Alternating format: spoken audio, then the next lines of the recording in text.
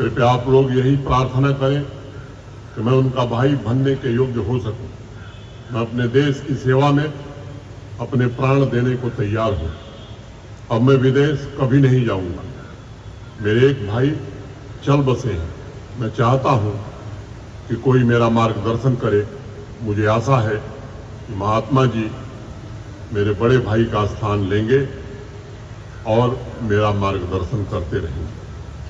अनेक ग्रंथों में इस बात का भी जिक्र है कि साउथ अफ्रीका से 28 साल बाद देश लौटे महात्मा गांधी की प्रतिभा को सबसे पहले स्वामी श्रद्धानंद जी ने ही पहचाना था और उन्हें सम्मानित भी किया। संपूर्ण गांधी वांग्मय में भी इस बात का जिक्र है कि गांधी जी के भारत आने से पहले अफ्रीका में सत्याग्रह के दौरान स्वामी जी और उनके अनुयायियों ने गांधी जी को आर्थिक सहायता भी भेजी थी और गांधी जी ने लिखा भी है कि ब्रह्मचारियों ने अपने अफ्रीकावासी भारतीय भाइयों के सहायतार्थ जो धन भेजा है उसके लिए मैं उन्हें धन्यवाद देता हूं। और गुरुकुल में फिनिक्स वासी छात्रों के प्रति प्रेम और स्नेह का व्यवहार किए जाने पर ब्रह्मचारियों और महात्मा जी का विशेष आभार मानता हूं। वांग्मय में लिखा है कि स्वामी श्रद्धानंद जी ने गांधी जी का स्वागत करते हुए कहा, मुझे यह सुनकर प्रसन्नता हो रही है कि आप अब भारत में रहेंगे। मुझे आशा है कि श्री महात्मा गांधी भारत के लिए ज्योति स्तंभ बन जाएंगे। स्वामी श्रद्धानंद जी ने बापू को उस समय अपने देवमुख से ज्योति स्तंभ कहा था और सचमुच में पूरी दुनिया ने देखा कि कैसे गांधी जी ने सत्य और अहिंसा के हथियार से ब्रिटिश साम्राज्य को पूरी तरह झुकाकर देश में स्वराज की नई ज्योत जलाने में सफल हुए। यही मुंबई में स्वामी दयानंद सरस्वती जी ने आर्य समाज के 10 मूल सिद्धांत बनाए थे। पहले नियम के द्वारा ही उन्होंने स्पष्ट कहा था, ईश्वर उन सभी वस्तुओं का आदि स्रोत है जिन्हें सच्चे ज्ञान द्वारा जाना जा सकता है। सत्यार्थ प्रकाश के तृतीय समुल्लास के प्रारंभ में स्वामी दयानंद जी ने लिखा भी था कि संतानों को उत्तम विद्या, शिक्षा, गुण, कर्म और स्वभाव रूप आभूषणों का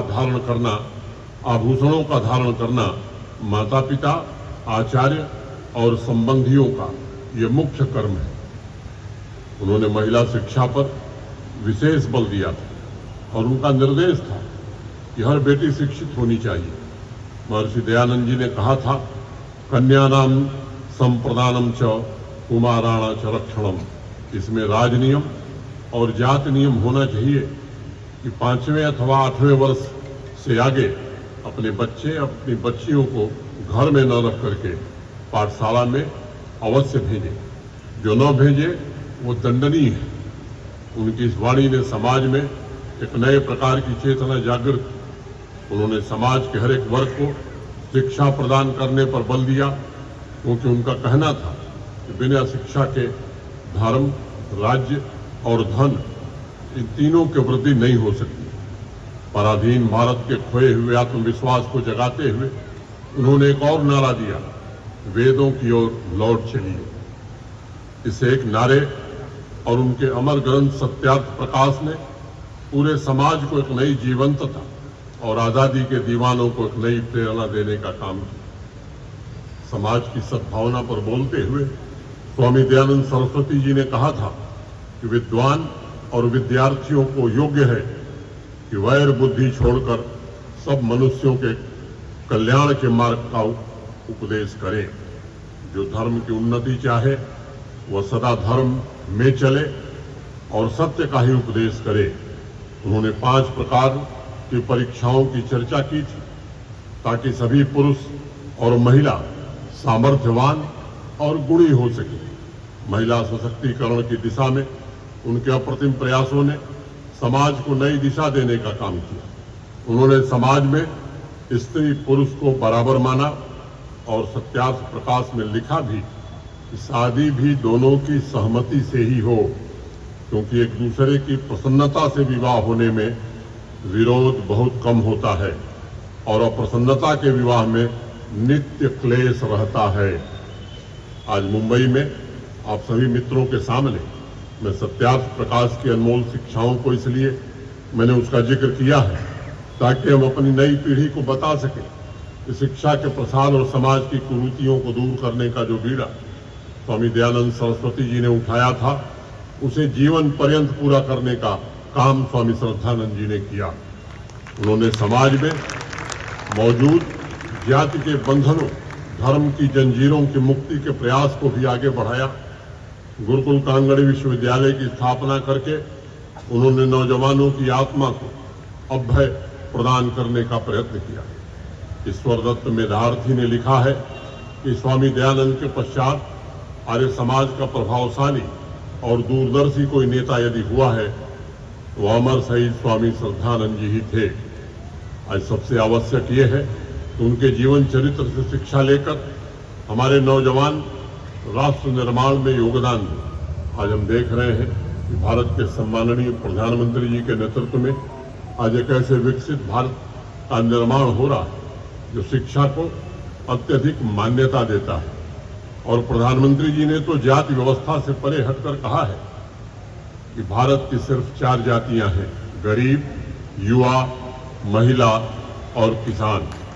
यह भावना समाज के कोने कोने में पहुंचे, इसकी जिम्मेदारी अगर आज यहाँ इकट्ठे हुए लोग और विशेष रूप से आर्य समाज के लोग, आर्य समाज के सभी मित्र उठाते हैं तो मैं समझता हूँ कि एक विकसित भारत के निर्माण में आप अपना भी योगदान दे सकेंगे।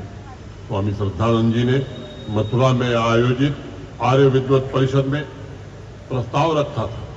भारत में प्रचलित वर्ण व्यवस्था को नष्ट करने के लिए ये अत्यंत आवश्यक है कि जातियों के शब्दों का व्यवहार बंद कर देना चाहिए। माननीय प्रधानमंत्री जी के नेतृत्व में आज हमें अवसर मिला है कि उनके इस संकल्प को सिद्धि तक हम पहुंचा सकें। कदम से कदम मिलाकर, कंधे से कंधा मिलाकर मैं आपसे निवेदन करूंगा, आइए समाज को जागृत करने में जुटे। जिन 4 जातियों की चर्चा माननीय प्रधानमंत्री जी ने की है, उनके सशक्तिकरण, उनके सामर्थ्य, उनकी आत्मनिर्भरता के लिए सब मिलकर प्रयास करें। यजुर्वेद में ऋषियों ने भी लिखा है कि ज्योतिषा बाधते तमः, यानी ज्योत से ही अंधकार नष्ट होती है।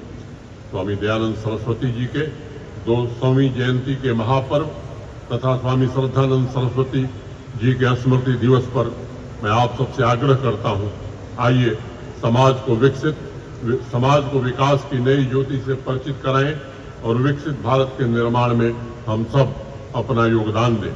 अंत में इस आयोजन से जुड़े सभी भाई बहनों के प्रति मैं हृदय से कृतज्ञता ज्ञापित करता हूं और आभार भी व्यक्त करता हूं, जिनके कारण मैं आपके बीच उपस्थित हो सका और कुछ बातें आपके सम्मुख अपनी साझा कर सका। फिर से आप सबके प्रति हृदय से कृतज्ञता ज्ञापित करते हुए, सबको साधुवाद देते हुए अपनी बात में ही पूरी करता हूं। धन्यवाद। जय हिंद।